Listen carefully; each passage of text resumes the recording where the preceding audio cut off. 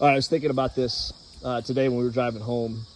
As I sit here and look at Gentry, she's 5, and there's been some hard lessons I've learned over the years, some struggles I've dealt with, some times where like I wouldn't classify other than like suffering through some of this stuff, internal struggles, external struggles, you name it. And those lessons I've learned have made me a better parent to her. And the other thing is that at the end of the day is that it's very easy to want to make your child's life more comfortable, easier, quote unquote, better.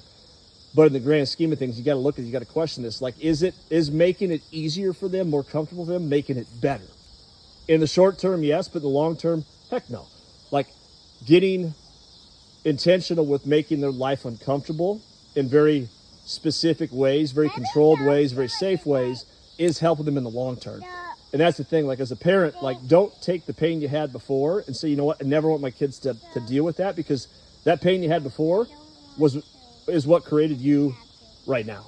It's the things that pain had a purpose back then. And that's the thing, is like you don't have to subject your kids to pain and suffering. You just have to intentionally put them in spots where they got to struggle through it a little bit. They got to suffer to some degree, that at the end of the day, ultimately, that's the game plan for them, is to help them become better adults. It's not to make their childhood easy and comfortable. It's to make them better adults that can function, contribute, and ultimately serve a purpose in their lives and are stronger adults. You don't get strong without having to do hard things.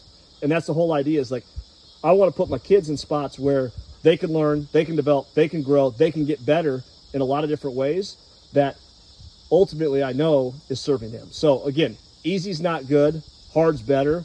Intentional suffering, intentional discomfort, whatever you want to call it, will make our kids